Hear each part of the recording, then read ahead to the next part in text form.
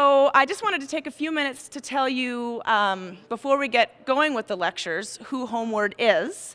And the lecture series, by the way, is new this year. We have 3 topics. One is biomimicry, the other is sustainable development, and then the third is water conservation measures and practices. So HomeWord is a nonprofit organization, and we're committed to developing affordable, safe housing, and we do that with sustainable methods, so thus the sustainability tour. We also promote strong communities through homebuyer education, foreclosure prevention counseling, and financial fitness or financial education. So we're both on the rental side of things by providing affordable rental housing using sustainable methods, and on the home ownership side by providing education services to first-time homebuyers. We also connect homebuyers to first down payment assistance, excuse me. So, HomeWord began as a project of women's opportunity and resource development in 1994. And in 1998, we became our own 501c3, our own nonprofit. And it developed out of a need for developing housing because Word was serving low to moderate income households and could not find safe, adequate housing, affordable housing for the clients that they were serving. So HomeWord decided to develop housing, but in order to do so, thought, well, let's develop housing and have as least impact on the environment as possible. And so HomeWord's holistic approach to affordable housing grew out of a simple notion that we cannot afford to build housing by destroying the environment. So building sustainably basically is the right thing to do. It's a belief system that we carry forward. As such, we provide real working examples of positive change. An integral part of our mission is to create replicable methods and eventually influence the way business and policy is done. So that's why we're trying to raise awareness by bringing folks that have done things in the community together so we can just share ideas and carry this forward. An example of something that's happened recently, we're really excited, is that we're working with a local carpet supplier. We use recycled Coke bottles, basically, recycled content carpet, and for a long time we would have to ship this in because nobody would carry it. And fortunately, because finally the market's changing, there's actually somebody that's carrying this in the community, and so not only are local home buyers able to access it, but we're able to access it quicker. And what it does for us is we can turn over our units and serve more people faster. So it's a dual benefit, but we're basically trying to influence the way business is done. Since 1998, HomeWord has developed 9 properties, and the 10th is on its way. That's on the corner of Russell and Broadway. So all said and done, we'll have developed 163 units, excuse me, and 149 of those will be owned and managed by HomeWord, and those are affordable rental units. And one of the properties is on the tour today, and that's Orchard Gardens. And I don't know if you've had a chance to go to that site yet, and if you haven't, I would encourage you to do so. My scooter folks, we haven't been there yet, but we're going to be there in the afternoon because it's a beautiful site. It's on the urban fringe, and we took all the density basically and put it onto 2 acres and then preserved 2 acres as agricultural land. And that's managed by Garden City Harvest as a community shares project. So the residents there at Orchard Gardens have the opportunity to garden, but so does the community at large. So it's an example, a demonstration project about how you can build on the urban fringe, use density, but also preserve open space. So HomeWord's roots are established in providing housing and educational services for those most disenfranchised in our society. And basically, hi Jerry, of the minimum wage earners in 2008, a good example, they earned $6.55 an hour. And so 35% of those minimum wage earners are single moms and dads, earning about $13,000 a year. Well, if you can imagine getting out there and trying to rent a unit, pay for transportation costs, all those types of things, it just makes surviving rather difficult. So we aim to provide the foundation for people's lives by providing affordable housing, and just like food, housing is an essential part of survival, except we have the opportunity to create beautiful spaces for people and allow them to flourish more than just survive. So I would like to speak a little bit more, and I will through the afternoon, about who HomeWord is, and if you've got any questions, please find either myself or the folks that are up here at the table. And I would like to go ahead and introduce our first speaker today. Our first mini lecture is on biomimicry, and this is Bryony Schwan, who's the executive director of the Biomimicry Institute. Bryony also is the founder and executive director of Women's Voices for the Earth for, I think, 11 years, is that right? 12 years. So she's got a long history here in Missoula, and And we're just happy to have you participate. Thanks, Bryony. So thanks a lot for coming out. Unfortunately, I think it's going to be really hard for you to see my slides today, which is unfortunate because biomimicry is really visual, so I'll try to do my best in explaining to you what it is that you are seeing. The concept biomimicry came from Janine Benyus, who's an author who lives down in Stevensville, and she wrote the book Biomimicry: Innovation Inspired by Nature back in 1997.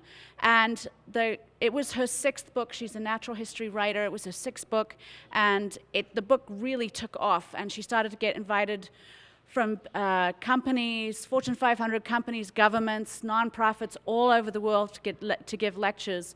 And then what happened was companies started to come to her and say to her, how do we use biomimicry as a design methodology to design new products and processes sustainably?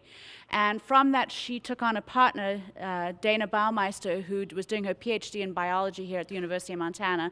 And the two of them formed the first entity that we had called the Biomimicry Guild, which is a consulting company in Helena that now works with companies all over the world to help them design. And some of our clients include Boeing, General Electric, Kohler, HOK, which is the 4th largest architectural firm in the world. In fact, we're helping HOK right now design an entire city in India from the ground up, using biomimicry as the design methodology. And then what happened was more and more people wanted to learn how to do this. So in 2005, we decided to start the Biomimicry Institute. And our primary mission is to promote biomimicry and to teach people how to do it. So we run workshops and educate architects, engineers, designers, chemists how to use biomimicry. And we run programs, everything from K through 12, all the way up to university programs all over the world. So what is biomimicry? Biomimicry means bios means life, and by life we mean the dynamic interdependent system of all living organisms on Earth, and to mimic them, mimicry to emulate them. So it's really about copying nature's recipes and designs. It's not about extracting things from nature, which is what we've done for hundreds of years. It's looking at the brilliance and genius of nature and copying it. So why should we emulate nature? Well, because organisms in nature have been doing what they've been doing for 3.8 billion years. We talk about nature's design lab. Nature's R&D lab has been around for 3.8 billion years. We've only really been doing what we've been doing for a couple hundred years.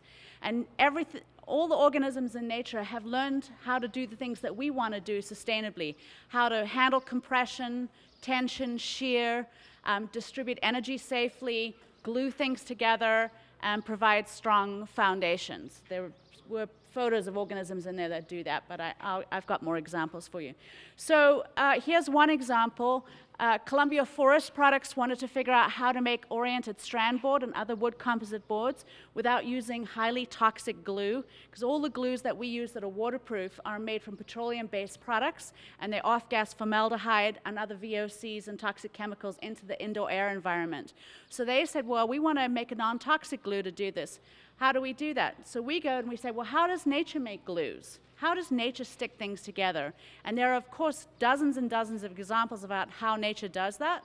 But in this particular case, they mimicked the glue that the blue mussel uses to glue itself to rocks, because it's incredibly strong.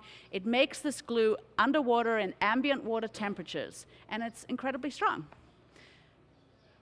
And so they now have a whole line of wood composite boards that are made with this glue called Pure Bond. Nature also regulates temperatures, humidity, and light, and creates beautiful colors. I think I have another color example. Well, let me just go back. This is a picture of a peacock. And, you know, we all think peacocks are comprised of many, many beautiful colors. But actually, peacock feathers only have brown pigment in them. All the other colors that you see are refracted light. It's light that's refracted off the surface structure of the feathers. And there are now companies that are making fabric, paints, all kinds of things that are using structural color rather than pigments. And if you think about textiles, textiles put millions and millions of pounds of hazardous dyes into waterways across the globe every year.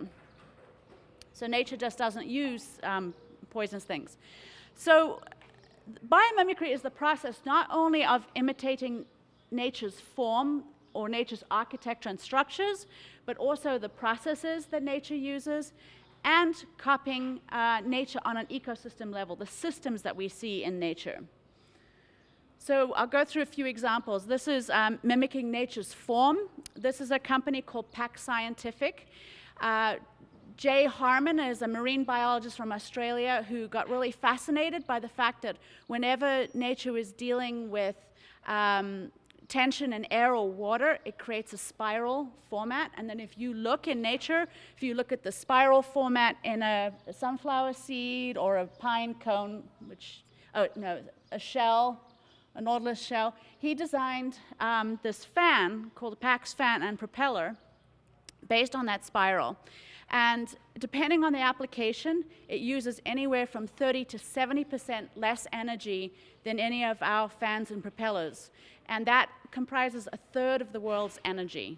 A third of the world's energy goes to running fans and propellers. You're thinking about computers, heating and cooling systems, ships, cars. I mean, how many things you have in cars? So just this one design alone could significantly reduce energy use. Another example of mimicking nature's form is this Mercedes Bionic car, concept car, where they looked at, this is a picture of a boxfish in the corner, not something that you would think would normally be very hydrodynamic, but the boxfish is, and after looking at tests of the form, they discovered that by mimicking that form in a car, they could create a car that gets about 70 miles to the gallon. The other thing that's really cool about this particular design is it used a second biomimicry design methodology, and that is in the structure. If you look at how nature doesn't use a lot of material to make things strong. We as humans tend to put big beams and big posts up to make things strong. If you think about the bones in your legs, they're not solid, straight structures. They're thick where they need to be, where there's a lot of pressure and tension, and very thin where you don't need a lot of material. So actually by doing computer models of looking at how trees and bones do density for strength, they were able to mimic the bone structure inside this fish to make this a very lightweight car. Also mimicking nature's form, termite mounds, another example, that's a termite mound up in the corner there. Termite mounds maintain the same indoor air temperature regardless of the exterior temperature. And if you think about termite mounds in very hot climates, where it's very hot during the day and it gets quite cold at night, it stays the same temperature inside. They have a very complex system of little tunnels in there that control and have a passive heating and cooling system inside a termite mound. Arab engineers copied that system in a building in Zimbabwe called the Eastgate building that is completely cooled and heated using the same passive system that you see in a termite mound. It's really fascinating. They went and they've done hundreds of studies where they've put down cement or plaster of Paris in these termite mounds, shaved it off, taken computer models, and been able to mimic this. Nature doesn't use a ton of energy and heating and cooling systems. And that's one of the very important processes in how we use biomimicry as a design methodology, because if you said to an engineer or an architect, what do you want to do with this building? They would tell you, well, we want to heat or we want to cool this building. And what we do is take them beyond that step and say, well, what is it that you really want to do? And you get them to the point where say, well, what we really want to do is we want to keep the same indoor air temperature regardless of the exterior temperature. Because if your question is, I want to heat or cool, you immediately go to a heating system or an air conditioning system. But if you take people back in the process and you say, what is it you want to do? Well, I want to keep the same indoor air temperature. It provides a whole different set of solutions. And you can go and look in nature and say, how does nature maintain the same temperature in structures? Another example of mimicking nature's form, this is a train in Japan, the bullet train in Japan. An engineer was tasked with trying to figure out how to make the bullet train quieter when it went through tunnels, because in Japan with a dense population, as the trains would go in the tunnels, they'd create this sonic boom, which was very disruptive to people living in the area. And he turned out he was a birder, and he happened to be out birding one night, and he watched the kingfisher go from, high speed from air, the density of air, into the density of water, and barely break the surface of the water, because it can't do that, otherwise it won't catch its prey. And so he realized that it was the shape of the beak that allowed the bird to do this, and mimicked it, and not only solved the sonic boom problem, but also made the train 10% more efficient, energy efficient. Another example of mimicking nature's form, which is very useful for us, is thinking about how we clean surfaces. We tend to use lots of detergents and soaps and other things to clean things. Nature doesn't use detergent or chemicals to clean things. And this is an example of a leaf actually right from my garden, but it's called the lotus effect because the idea came originally from the lotus leaf. Here's a leaf that is growing in a swamp, which is constantly being covered in mud, and yet as soon as it rains, the leaves are completely clean. And what happens is the surface of the leaves has tiny nano bumps on it that are specifically spaced apart, that dirt teeters on the spikes on that leaf surface. And when rain comes, it just creates these little droplets, and it pulls the dirt and rolls right off the leaf. And you see it in a lot of leaf structures. As I said, this particular leaf is right in my own garden. And so this company, Lotusan, has made paints and plasters now that mimic that structure, and so you have self-cleaning buildings. There's also glass now that's been designed to mimic this. And I'm going to go through this very quickly because I don't have a lot of time. Also, looking at how scientists are looking at how our lungs and leaves are designed, so we can design fuel cell optimization. I'm not going to go into that one because it's a bit complicated. Also looking at nature's form. Sorry, I've got a mistake on this slide. It should be mimicking nature's ecosystems. This is one of John Todd's living machines. If you think about how nature deals with processes, wetlands are able to deal with a lot of waste. A lot of toxic pollutants can go into wetlands and are cleaned up. So John Todd has actually designed living machines to be able to deal with sewage and other municipal waste. So that's mimicking nature's ecosystems. The other example of mimicking nature's ecosystems, if you look at food webs in nature, for instance, if you looked at a coral reef, there's no such thing as waste in nature. Everything that is a byproduct of one organism becomes a food or a feedstock for another organism. It's a completely closed loop system. And so now what we're doing is we're consulting with companies and helping them design a whole closed loop systems for their facilities. So for instance, and then you can look at sort of how you design whole industrial areas. So if you have a facility that's producing one product, what is the byproduct of that manufacturing facility, and is it something that another company could use? Well, then why don't you put the plant right next door so it can be pumped right from the other instead of having to be shipped across town or across countries or continents. The amazing thing about nature also is how nature is so sophisticated in its design. And if you think about how we design water bottles that are made with plastics that are going to last for 100 years or more. Nature makes all kinds of incredible structures on what they call time degradation. So as long as the organism needs that shell to be strong, it will remain strong. As soon as the organism dies, the structure itself biodegrades. It's called time degradation. So there's a lot of material scientists now looking at how nature does time degradation. You can't really see this slide. This is a picture of a landfill. This is, actually I can't remember what this organism is, but it's a pretty funny looking thing. And this is a crayfish or a lobster. Nature does all these incredibly sophisticated designs and uses only 5 polymers. We use 350 polymers. And that's why we end up with these huge landfills with all this plastic in it. And nature's able to do these incredibly sophisticated designs without only using 5 polymers. And it's again about how nature designs. Nature uses design and structure as opposed to using all these different kinds of materials to do different functions. Color. Again, I mentioned that earlier. on the peacock, and this is a morpho butterfly. You may have seen them if any of you have been down South America. You can actually see the blue of a morpho butterfly from a plane.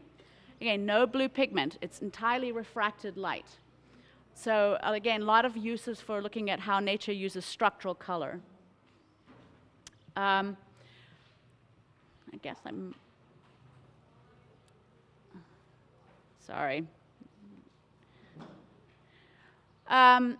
We've been doing quite a lot of work on climate change solutions, and how would we use biomimicry to solve climate change solutions. This is a company that's called CO2 Solutions, who's looking at extracting carbon out of smokestacks, running it through a saltwater process to create a limestone. When you think about carbon is not a problem in nature. It's a problem for us because we've created too much of it.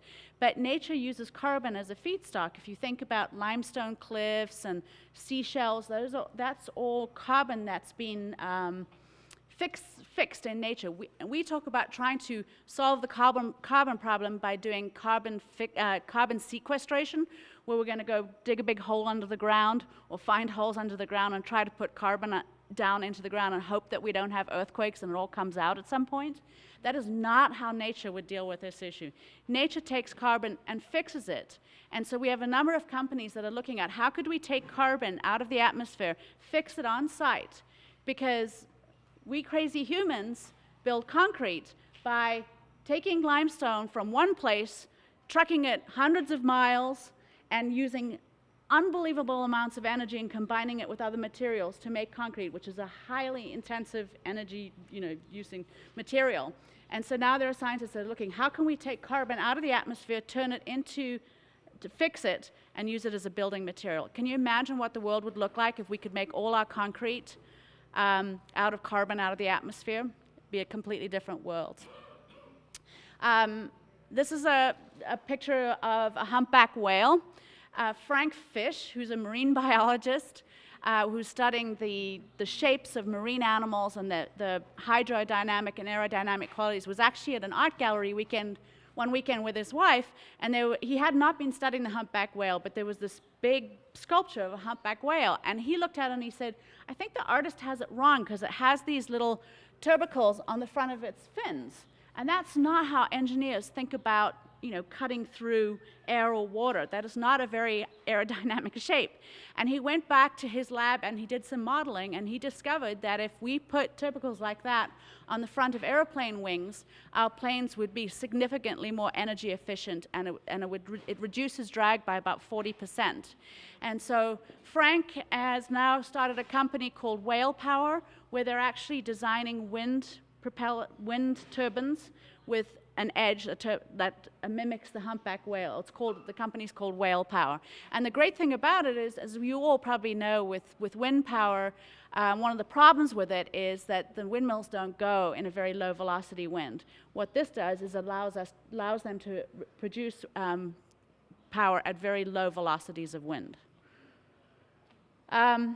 So biomimicry offers plenty of ways in which we can solve solutions.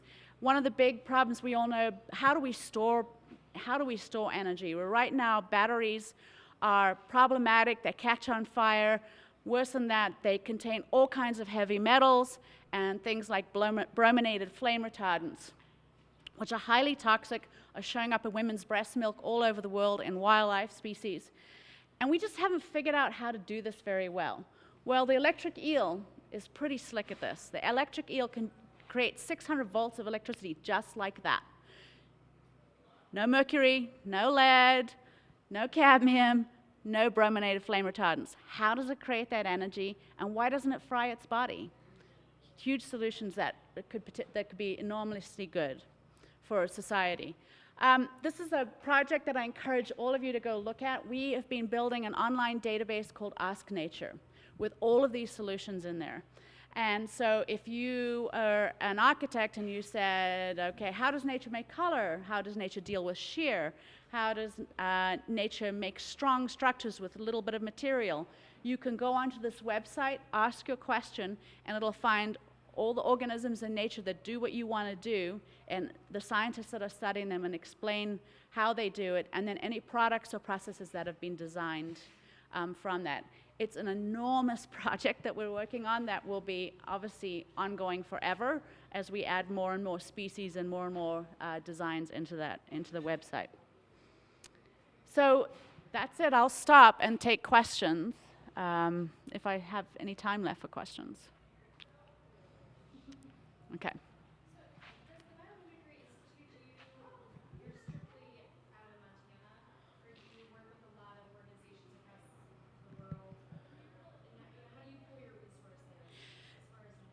The Institute and the Guild are both based here in Montana. The Institute now, we opened our doors in 2006, and we now have 10 staff. We've grown really rapidly. The Guild is based in Helena, and while we're based here, though, we work with, like the Institute works with universities all over the world. And we work with companies all over the world and scientists all over the world, but we're really proud of the fact that we're basically based here. And the electronic age, it's really allowed us to work all over the world. And if any of you are interested, we're having a workshop in South Africa at the end of August, a week-long workshop with Janine and Dana, and Janine very rarely teaches workshops anymore because she spends her life traveling all over the world just talking. And so it's going to be a week-long workshop outside Kruger National Park if anyone's interested in going. So, Katie, you want to go? So any other questions? Are there any industries or do you encounter opposition to your research or technologies from companies that don't necessarily want more efficiency? We haven't encountered it, Gary. I think probably the only thing that comes up in terms of opposition is a little bit of disbelief in the beginning, because as humans we're pretty arrogant and we think that we can design things better, and it takes a while for people to recognize every little organism in nature through evolution has gone through this refinement of design process through hundreds and hundreds and hundreds of millions of years, and we're just a bit arrogant, and so there's a little bit of like, oh, there's no way nature could do it better than I can. And there are some people, like there's a scientist at Berkeley who, and biomimicry is being used by NASA, by DARPA, by huge agencies. And you do get a little arrogance, and sometimes there's a scientist at Berkeley who's doing a lot of robotics work, who's convinced that he's studying how locusts can jump, and he's convinced that he can make it better. And our argument with him is, you might be able to create a robot that jumps better than a locust by mimicking the locust, but look at the materials that you're using. Because if you're using highly hazardous materials, that's not really biomimicry. And that's a really important definition. There's a lot of bio-inspired stuff in the world where you're mimicking just a little part of nature. But for us, biomimicry is the whole system. How does nature use energy? What kind of materials does nature use? What's the design? If you look at how nature designs, it's always sustainable.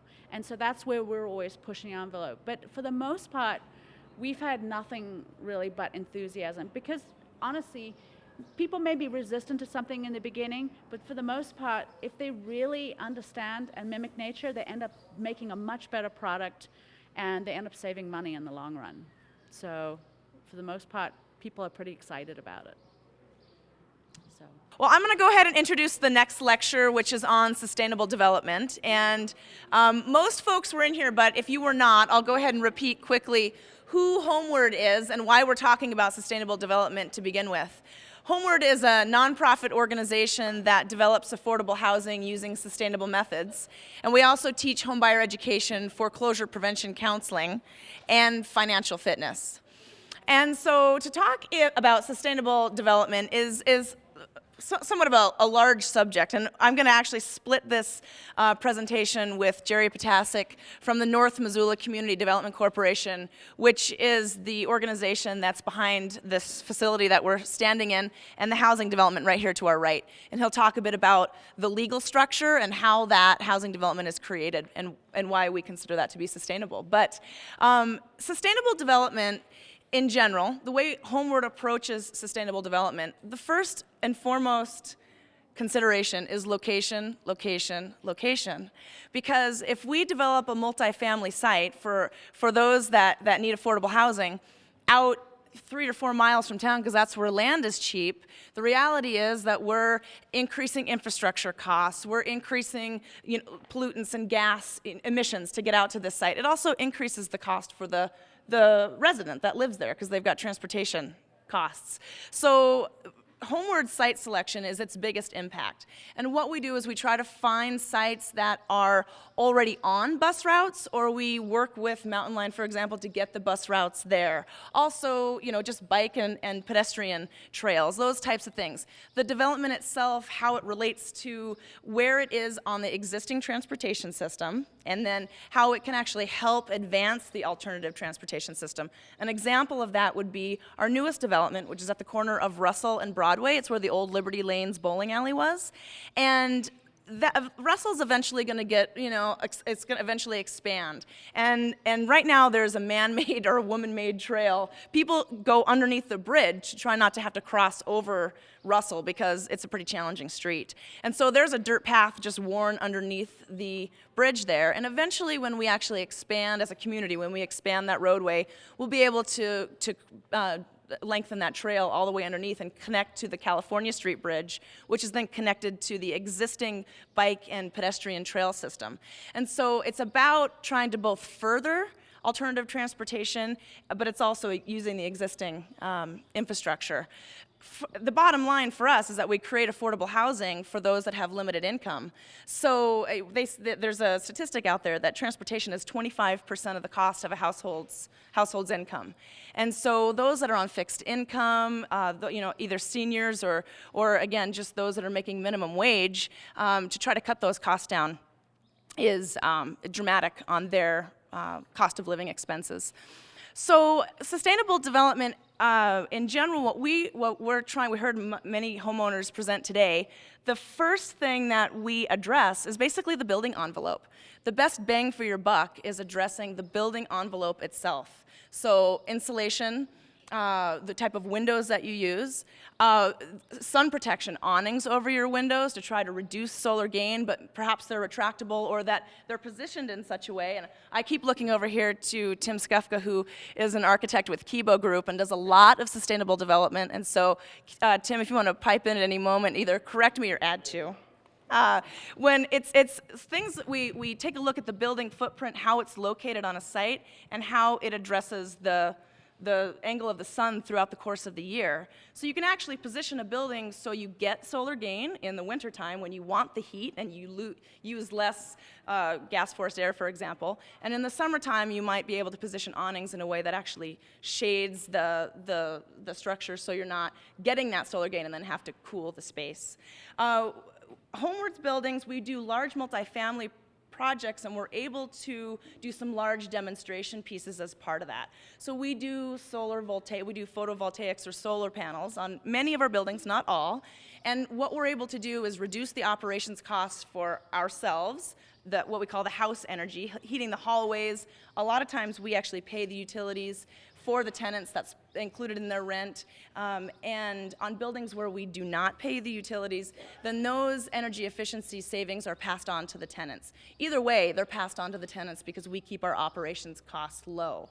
So for affordability, regardless of whether it's HomeWORD and we keep our properties affordable for 50 years, and likely we'll keep it affordable for longer than that, but all of us want to be able to live more affordably or reduce our overall costs. And so reducing your consumption of fossil fuels or energy and water is by far the #1 operational cost that you can keep down.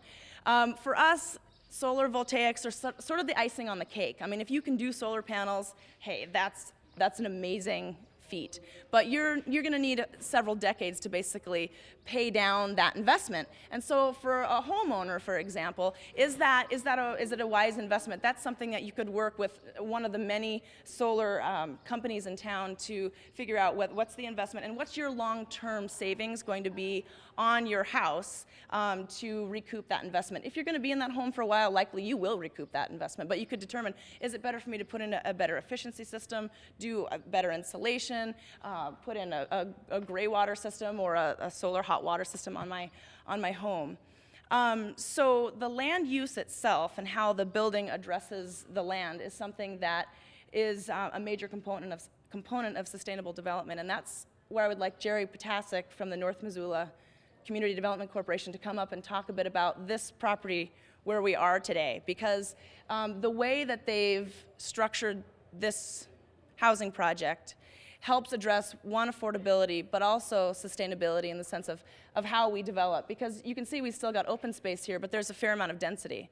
So it's just about taking the time, really, up front, being a little bit more careful, being a little bit more deliberate in your design, and often it's about including individuals like yourselves and coming up with community-based design that you get some of the very best innovations. So with that, I'd like to introduce Jerry Potasic. He is the, let me get your title right. He is the program, Land Stewardship Program Manager here at North Missoula Community Development Corporation, and he's been with the organization for 5 years, and he'll have a lot more to tell you about it than I can, so thank you. Thanks. Is this on? No, it's just for MCAT. Ah, good old MCAT. We love MCAT. So my name's Jerry Potasic. I work for the North Missoula Community Development Corporation as the program coordinator for their affordable housing program. And I want to talk really about the housing and about this, but I wanted to mention a little bit about how the NMCDC goes about creating the programs, the housing, and this community center. We use a model called the Community Land Trust. And in a sense, it is a very sustainable model to develop affordable housing, because what we intend to do with our housing is to keep it permanently affordable. So the NMCDC recognized many years ago that the neighborhoods of the north side and west side and downtown areas were highly transitional. Lots of renters, not a lot of folks who had laid down roots and were sticking around. And so what they wanted to do was create affordable housing that drew homeowners in, people who had a stake in the community and who would stick around. But they wanted to do it in a way that kept them around forever. So what we do is, in a community land trust, it's pretty straightforward and simple.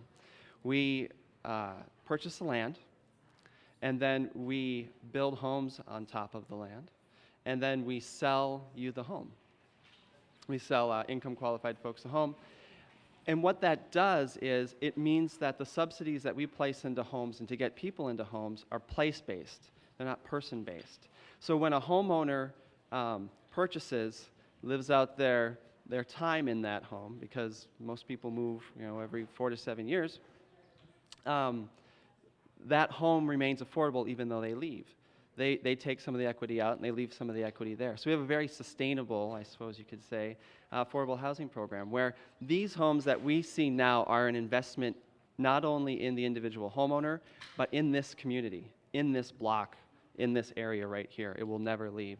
And the same thing goes for the warehouse that you're in right now, which someday will be a very, very beautiful community center. And I just want to talk real quick mostly about where we are right now, because I really appreciate the opportunity that HomeWord has given me to come up and to talk about sustainable development. But when you stand next to the folks at HomeWord and start talking about sustainability, they've written most of the books, literally at the state level, on sustainability. So we try to mimic ourselves after them, and they've been very helpful in what we've done. So I really want to just talk about the vision of where we're at and how we see this project as sustainable. First of all, the vision. Obviously, the housing is done. We started this project in 2005. This old warehouse was here, and that was basically a gravel parking lot. Raised the money to get the housing, which is one of our main focuses, but also we saw a vision for this building right here as a community center that would hopefully focus on regional bulk foods through the creation of a worker-owned, worker-run co-op which is now reality, the Missoula Community Market, which is right over here in its infancy phase. We hope to someday expand the Missoula Community Market into this entire upper floor area and around the back. And we're on our way there. We just received a $950,000 federal appropriation to begin renovation of the building. So, worker-owned, worker-run, promotes community, promotes sharing, a very sustainable practice of just getting to know your neighbors and being part of the community. Down here where you're sitting right now, if you can help me imagine, this will be the cafe, deli, and commercial kitchen. So once again, we're trying to bring some of those local regional foods in here, create local jobs, and perhaps have some job training through the VOTEC culinary program, and maybe some job training through the Crime Victims Advocate Department. And then possibly also a kids cafe in the summer when kids who have the free and reduced meals are at school. When school's no longer in session, they can come here and get some of those same benefits. So sustainable systems in general are a little foreign to me as a housing developer. And so one of the things we really wanted to do with this building was kind of make it an example of what you can do with sustainable systems.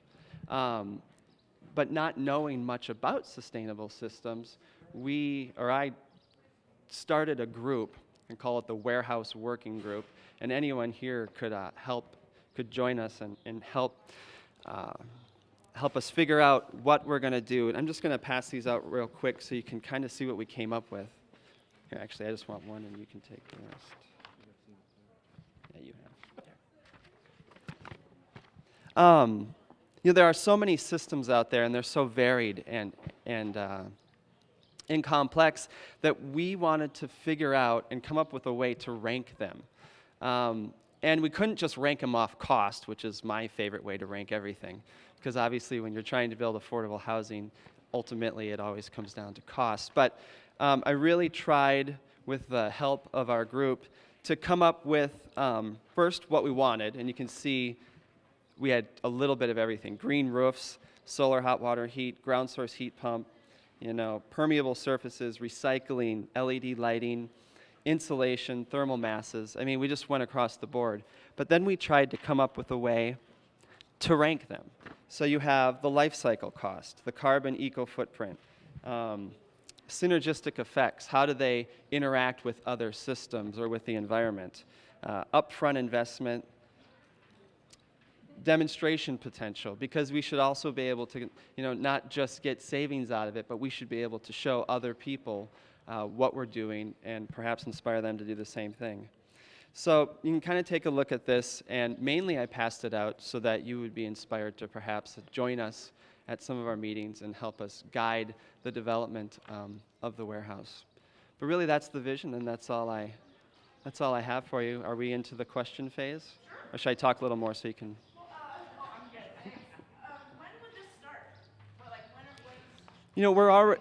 We already came to the process of getting this created, and then the group over the winter kind of took a break.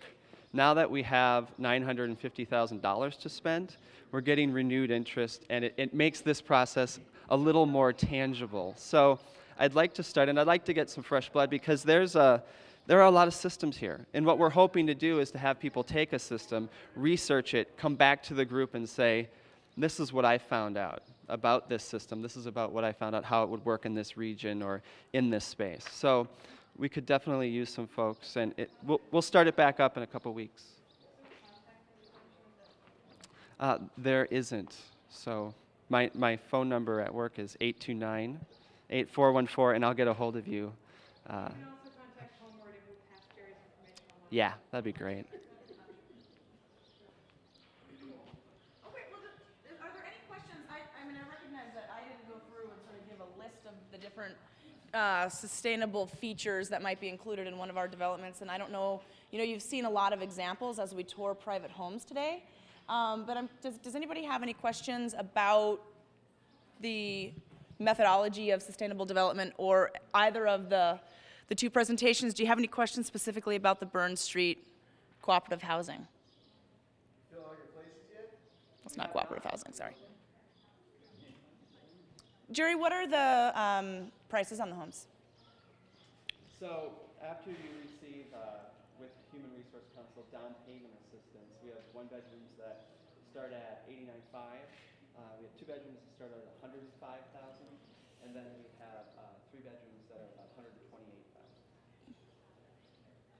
And you were saying that when homeowners sell their home, it still stays low income, but somehow they can make a profit too? Yeah, and wow, I could go off on that for a while, but the gist of it is that the home's appreciation. You know, Missoula has seen a crazy appreciation on a yearly basis, and granted, that's probably slowing down a little bit. But typically, what was happening was that homes were appreciating 10 times, or maybe not 10, 5 times more than wages were, and so homes were becoming out of reach of average working people. So what we've done is we're going to limit the unearned equity of your home to be more in line with what wages are doing. So it stays in the home, and you get to take some with you. So I was actually a community, I got to do my pitch now. I was actually a community land trust homeowner, one of the first homeowners that purchased a home over at Whittier Court on the north side.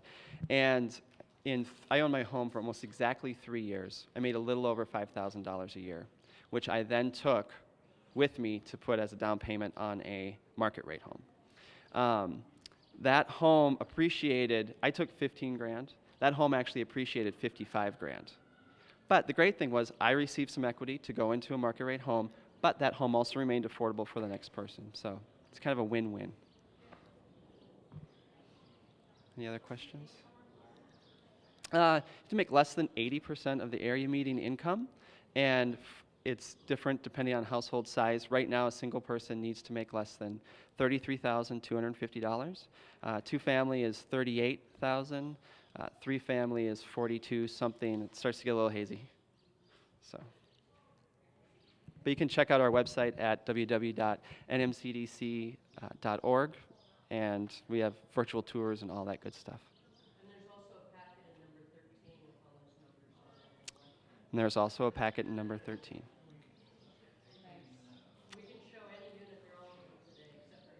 Yes. We have an open house right now, which doesn't help people on NCAT, but come down every Sunday from noon to 4. All right. Thank you for joining us here on our 7th annual HomeWORD's Sustainability Tour. Really appreciate your support and also your interest in sustainability issues in Missoula. We're very fortunate to live in a community like this because we have a lot of examples and some very cutting-edge organizations that are pushing the envelope, one of which being HomeWORD, but the other very cutting-edge and interesting groups are these folks that like to produce MCAT conversation, sorry. Introduced right here. So this is Katie Gott with the Montana Water Trust, and with her is Mark Thompson of the Rattlesnake Creek Watershed Group. And they've got some very interesting information about water conservation measures both in and outside the home. So take it away. So Cameron contacted me to speak today. She called me at work, and I work for the Montana Water Trust, a small nonprofit in town here. And we actually work with irrigators, large-scale irrigators, getting them more water, increase their efficiency, and then we lease that water, put it back in stream for fisheries. So we don't really fall under the lines of water conservation in and around the household, but I told her I'd give it a go and drag someone here from the Rattlesnake Creek Watershed Group, which I'm a board member. This is Mark Thompson. He's my partner and fellow board member.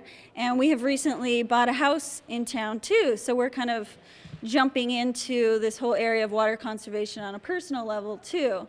So this is kind of we're not experts in the area. We've done a lot of research, both because we're interested and now we're homeowners, so we're trying to put some of these principles in practice in our own house. So with that in mind, let's see. I'll let you work that. Maybe I have to hit the escape now. There we go. So again, the Water Trust, we're a small nonprofit in town, and we work with landowners to increase their irrigation practices to get more water in stream for fisheries. The Rattlesnake Creek Watershed Group is a fairly new group that started up. We have some brochures, maybe if you want to hand those out, that we've recently put together. And they're doing a lot of water conservation planning, and Mark will be talking about them a little bit later. But they've recently gotten a $20,000 grant from Department of Environmental Quality to actually do a lot of water conservation practices and pilot projects in the Rattlesnake watershed. So if any folks here live or have friends living in that watershed, please contact us afterwards if you're interested in putting any of these projects to use in your property. So I guess I wanted to bring up too, I know we've all heard this at some point in our lives, but I think it's incredibly important to acknowledge that actually of all the water on this place we call Earth, only 1% of it's actually usable, fresh water and usable for humans. 99% of that's groundwater, and only a very small amount of that's actually surface water in the streams. So it's a very finite resource that we have to protect in what we use.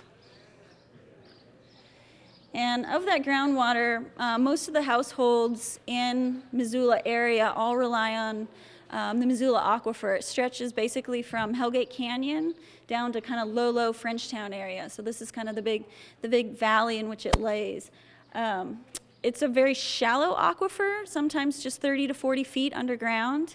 And in terms of aquifers, it moves very quickly on the scale of 30 to 100 feet a day versus usually those are, most aquifers are far slower than that. And in one sense, that could make things even more susceptible to contamination because it is so shallow, and a pollutant that goes in at Rattlesnake could actually make its way down to the other side of the watershed fairly quickly in terms of aquifer speed. Okay. A typical family in the U.S., their usage of water, a family of 4 a day. Anyone have any idea what that general number might be? This is coming from the EPA. What was that? Oh. It's actually 400 gallons. That's at least the national average a day. Yeah, pretty. I found it incredibly shocking. And most of that, you can see this breakdown here, 40% of that water is used by our toilets alone. So there's definitely areas of improvement that we can do in the household from pretty simple measures. Okay. And I think one more time. And so of that water usage, generally in the summer, about 70% indoors and 30% outdoors. And I thought it was interesting to note, too, about half of that water that people are applying outside is lost to evaporation. So you're only actually using half of that water. Okay. And kind of thinking of where water goes. Inside the house, most of that water is going to our wastewater treatment plant, which is getting treated with chemicals, warmed up, and then put back into our river system. Also, people also have septic systems too. So inside the water, it's going there. Outside the water, at least it's seeping back into the aquifer. Again, that 50% of mostly sprinkler irrigation is being lost to evaporation. Also, any runoff that's created is flowing into the streams, rivers. A lot of times it's carrying nutrients and sediments, things that aren't good for our rivers and streams and fisheries. So all these things definitely contribute to our environment around us. So a few water conservation strategies. There are a lot. Just for time restraints, we narrowed it down to a few. I'm going to be talking about some things inside the house you can do. Mark's going to be talking about some things outside the house, gray water systems, and we're lucky enough to have Tim from Mud here to be the expert on gray waters because I'm learning as I go. Talk a little bit about high efficiency appliances and low flow shower heads and toilets that are now available. Then outside the house, Mark will be talking about rainwater collection systems, replacing lawns with native vegetations, and xeriscaping as well. So gray water systems, gray water, we didn't quite know our audience, how many people, if this is a everyday terminology or not. So does everyone have an idea what gray water is, or for the most part? Okay, so anything that's not coming from your toilet. And that's 50 to 80% of all your household wastewater are coming from your shower and your sink water, things like that. And what's the reason that people want to reuse this? Obviously, you're going to be decreasing your freshwater use. You're putting less strain on your septic system if you're on a septic tank, or to the treatment plant, which uses chemicals and warms up the water and dumps it back into the river system. And with that, you're creating less energy and chemical usage. And actually, the topsoil is a far better treatment than our wastewater treatment plant. Given you're not putting anything in gray water, there shouldn't be anything too terribly complex that the soil can't break down before it gets to the aquifer. You're also helping with that groundwater recharge, so you're actually delivering that water back to our aquifer for reuse. I think a big question in Montana, at least, is it safe? And from our research, in the last 60 years, there hasn't been one documented case of gray water contributing to a water-transmitted illness. And gray water is safe to be used on anything but low-growing vegetables. So any kind of fruit trees or any kind of plants in the garden, except things like lettuce and stuff like that. But beans and what were some of the other, tomatoes, things that are higher up, it's acknowledged to be safe for that use. So there's a few things you can do for gray water systems. Currently, they're not completely legal in the city limits as of now, and they're working on legislation just to make that possible. We've taken little steps. The last legislative session, they have taken a big step, which is making a fine line between gray water and black water, so the water coming from your shower versus coming from your toilet. So there can be some reuse of that gray water, and that's a first step in this process, but we still have to get the county and the health department on board with reusing gray water. I know there's been some commercial kind of explorative system set up with the Missoula Federal Credit Union, and that's kind of the first commercial gray water, I believe, in Missoula right now. But hopefully with some more research and education out there, we'll be able to get things legalized to put in the city. But some simple things you can still do. We read about just putting a bucket in your shower. You're showering, and that'll collect a lot of water just from a shower, leave it in there, and then use that on your lawns, on your fruit trees, things like that. So some kind of low, simple things you can do in the house. It doesn't require a whole plumbing refit. For more labor-intensive, and what we've heard, at least from some of the homes we toured today, that plumbing refit really isn't that complicated. It's just not technically legal, and a lot of people are building with that plumbing refit in mind, and they've got it all routed, and they're just have it ready to put the extra pipe in, so when it does get legal, their house is already built for it. And it doesn't seem to be that much more labor and cost intensive to do that process. So, okay. There's a lot of high efficiency appliances out there. I had heard of Energy Star before, so that's kind of the, for electricity. Shows you high efficiency appliances for that. WaterSense, I guess, is a new label from EPA, and that's kind of the equivalent of Energy Star, but for water appliances. So when you're looking for toilets and dishwashers, look for that WaterSense label that's out there now. And statistically, those will save you about 25% off your water bill. They conserve that much water. Other things to do in your house is checking for toilet leaks. Again, the toilets take up 40% of the water inside your house statistically, and by getting the dye test, putting a dye in your toilet tank and seeing if any of that's leaking into your toilet bowl, you can see, because oftentimes toilet leaks, you can't see them, you don't know they're there until you kind of test for it. You might have a slow leak that you had no idea about, so it's a simple thing to do that you might increase your water efficiency in the house dramatically. Okay, and irrigation, always checking your irrigation for leaks. It's always a good first step too. So I'm going to pass things over to Mark now. He's going to tell you about things you can do outside your house.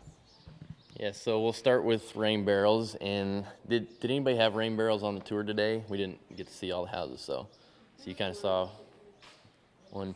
Was it a simple kind of homemade setup, or was it a more fancy store-bought? It was a really large plastic thing, and they had gutters from each side. Excellent. There's an old oil container. Oh yeah. Yeah, not petroleum oil, but less saffron. Okay. Food grade, some kind of food grade oil. So it's, as you can see, you can go as simple as you want. I think Home Resource occasionally has those 55-gallon plastic drums for 20, 25 bucks, and a spigot for probably $5. So if you want to get creative yourself, you can, route your downspout and just have a gravity-fed feed into your garden, into your lawn. Or the other option is you can buy a pre-made kit at this, I'm sure plenty of internet stores. I'm not sure if anybody around Missoula actually has them on hand. Maybe a Bode. But anyways, you can. We did some research. Green light.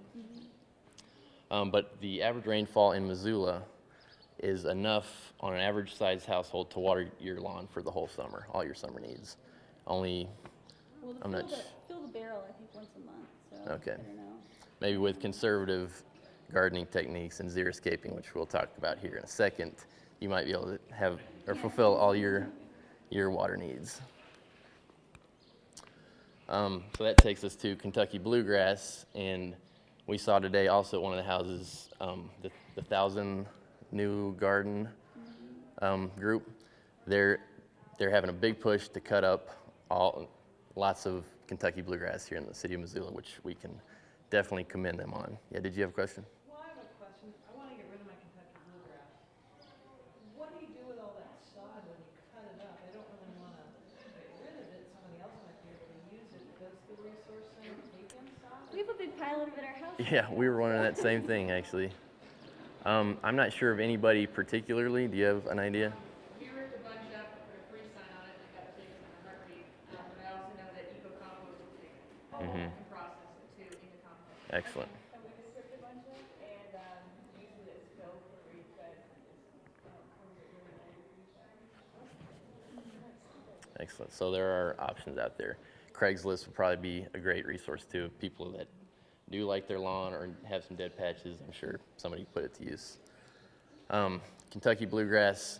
So we were doing a little research on how Kentucky bluegrass got here originally. It's not native. It's actually native to the Middle East and then to Europe, and then was brought here in colonial times. And apparently the story we heard was it used to be planted around castles so that you could have visibility, you could see attackers coming, and they would keep it scythed down with, with their serf labor. And this eventually became a sign of nobility. So as it came here, I think Jefferson was the first one to bring it over, and it became a sign of wealth or nobility. And so 200 years later, that's sort of still the case, but as we've seen, there's kind of a different aesthetic hopefully building up, and there's other types of beauty out there other than just the manicured lawn with nothing growing, just a monoculture. Water-wise, though, it's a cool season grass. It takes a ton of water to keep it green and healthy looking, 1 to 2 inches a week. One thing that we also found out, though, is if you do want your Kentucky bluegrass, or say you have a patch, you like to throw horseshoes or play washers, and you want to have some lawn, if you actually water it less often, say every 3rd day, it actually allows the roots to grow deeper. And so then you don't have to water it as often in the future. So one technique we can employ if we are going to keep our lawns. Oh, there we go. Jumped the gun there. And then for seeing how, if you want to know how often to water and you're not sure, is it every 2nd day, every 3rd day? If you stick a screwdriver in the ground, I guess that's an easy test to tell if you're moist enough. Putting your foot on it, if it springs back, it says it doesn't need it. Most of our lawns are Kentucky bluegrass, and they're actually supposedly quite drought tolerant. They came from the Middle East. And if you work on, again, doing the deep watering every few days so the roots do get deeper, you don't have to water as much. That's the way it's supposed to do, but it's supposed to work, but usually people water their lawns, at least our neighbors, every day. And in the middle of the day when it's really hot, so then you're losing probably that 50% to evaporation. Whereas if you do it in the morning or in the evening. Like germinate the weed seeds more too. So you only water every 3 days. Yep. Don't You're, get make, as many weeds. you're making a great environment for everything else. Yeah. You know if there's covenants? 'Cause I know where I live on the South Hill, the guy lived there initially when it was first built, and he said they had to come to Kentucky bluegrass. Is that right? Those covenants have changed, or how do we find those out, or if they're I- so old that nobody. I'm not sure. Can't speak on the South Hills where we just moved. It's in the Ben Hughes edition, and we have covenants there as well. But there's nothing stated about Kentucky bluegrass. Lots of people have taken it out and done some xeriscaping and some native vegetation. So I think my guess would be as long as whatever you're doing looks like, aesthetically pleasing. It's not cinder blocks and car engines. You're probably gonna be okay. Another way to tell when your Kentucky bluegrass needs water is wait till it turns blue. Oh yeah. Really? Yeah, you water it, it's nice and green, but as it dries, it turns blue. Uh-huh. And it comes back. There you go.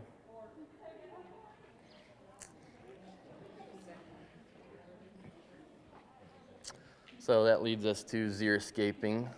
Comes from the Greek word xeros, meaning dry. In the research we've done, it's built on 7 basic principles. First and foremost is landscape planning. So before you rip up your bluegrass, before you do whatever you're going to do, take a look and figure out where are the snow drifts are going to be, where do I have shade, just looking at all the environmental factors and kind of being smart about what you're going to plant where.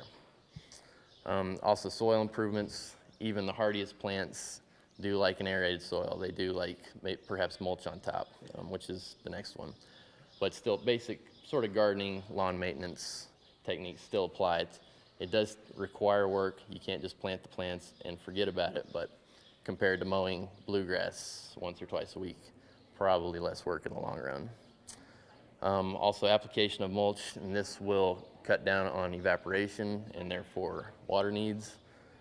That's obviously the big one on xeriscaping. That's the whole point. Proper landscape maintenance, whether it be pruning, additional mulching, tilling, reseeding as needed.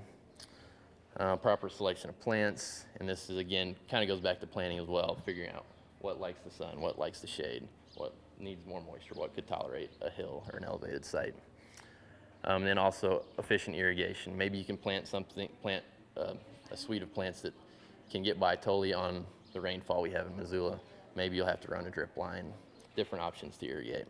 And just basic principles too, that are, I think, in those brochures, just being smart when you irrigate. During the morning, during the evenings, when that evaporation is going to be a lot less. And if you can, do drip lines, things that aren't throwing the water in the air so it's more easily lost. We just came from an area where the water restrictions were you could not water after noon or before 5 p.m. Yep. on odd evenings. And that's the land of 10,000 lakes where there's a ton of water. Yeah. And they still enforce an age. I mean, huge fines. So doesn't Missoula? If you look at Mountain Water's website, and supposedly, depending on your house number, you're supposed to water on odd or even days, but I don't know anyone who even knows how to do it. Yeah. And I don't think they enforce it. Yeah, it's a lack of enforcement. People have their lawns with automatic sprinkler system. They come on every 20 minutes. Yeah. Every single day, all day long, whether it's odd or even. Yeah. And the cops can't monitor that. Right. My neighbors have those, and I'm envious and jealous on one hand, but they're all the time. Huge, in the middle of the day, so there's no. But on the flip side, you should program it, mine come on at 4 a.m. Yeah. And they go off, and then when it gets dark, I mean, it should be. And exactly, gives you the ability to be the most efficient, but these people aren't doing that obviously. But maybe it's an enforcement issue. Maybe it's a phone call to Mountain Water or whoever the enforcement And I think agency a lot is. of it's education. People are from an area they never had to think about water conservation before, even though everybody should. But and it's just educating people of, They're brainwashed and having to drink water. Yeah, which is what we're all trying to change here. So And it's an educational process as well. As if you, as a homeowner or renter or whatever, change your lawn and show that it can be beautiful, can be productive, then maybe your neighbor notices, maybe the next block notices. Oh yeah? I'm on the 3rd year of the Zero Scape lawn. It's naturally, or Zero Scape. Now that we're just sharing stories, right? Stories. Yeah, no, please. But, so we ripped out our sod, which, by the way, if you put it in the paper, like, free, people will just show up. Because All right. everybody's looking for sod that can just roll out to cover a patch job. But anyway, my neighbors who are, like, manic, they had chem lawn and all that kind of stuff show up, and they stopped doing it. And they've seen how beautiful the native garden is. And they're like, I'm so tired of all this lawn maintenance. And now we talked about getting a sod Perfect. ripper. And Perfect. we're going to do the other part of our yard, and they're going to do it. So you nudge them, and it really Yep. happens.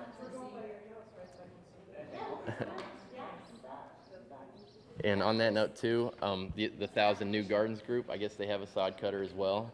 And even if you're not putting it into a garden, they might be willing to lend that out. And it sounds like the resources are available. You probably wouldn't have to go spend a bunch of money to get it done. And if you don't have the knowledge to do it yourself too, I mean, what an amazing program. They'll show up with 5, 10 volunteers and help you rip out your lawn, put planters in, and test your soil and put in compost or sand or whatever you need to make it do what you want, real garden or whatever. And We're going to be calling them pretty soon, I think. We got their contact info. So what an amazing resource we have in Missoula. Yeah. Great. We have about 5 minutes. Okay, we're close. We're nearing the end. So this brings us to kind of a plug for our group. We're board members at the Rattlesnake Creek Watershed Group, and we just recently got a DEQ grant for $20,000, and part of that grant was education, but also start implementing projects including rain barrels, xeriscaping, and native riparian planting. So if anybody here is a homeowner or renter and wants to maybe jump on one of these projects, we have some funding, we have some experience to get some of these started, and we basically need people and places. So Actually help fund buying the rain barrels and stuff? we can. Okay, so hold on, slow down. Okay, so I'll repeat it again. Our group, the Rattlesnake Creek Watershed Group, just got a DEQ grant, which is going to allow us to implement some of these pilot projects of rain barrels, xeriscaping, and native planting. So if any of those 3 interest you, or even if you have other ideas along these same lines, we might be able to tie that in as well. So maybe get in contact with one of us after the presentation here. We'll get you a phone number, website. 700 seedlings, native, I don't know, some kind of native seedlings for riparian planting donated that we need to get in ground. Oh, okay. So.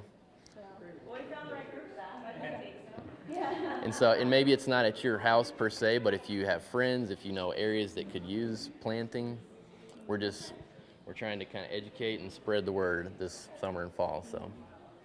Cool. List of the recommended grasses to replace your Kentucky buffalo grass is the most touted, but it's not the best. Yeah, I don't have a list myself, but I'm sure maybe through the Extension Agency or MUD might know. You know, lots of groups are doing this kind of thing. Probably the 1,000 gardens. 1,000 Garden, yeah. 1,000 new gardens, yeah. Oh yeah, so here's a list of some other resources along with the Rattlesnake Creek Watershed Group that you could get in contact with, or people that are doing similar things.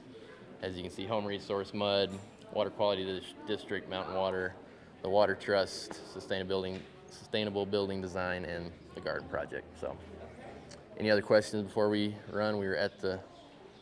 Just to clarify, your grant could actually help, like a homeowner actually pay for and put a water barrel in, or xeriscaping, or any of that. It actually helps somebody pay for it. Yes. That is correct. In the rattlesnake, we are limited in the rattlesnake. Oh, glad you asked that clarification. How about for the seniors as well? Is that also? We're in water. Yeah. We're in the watershed. Funding, and I know. But do tell your friends that do live in the Rattlesnake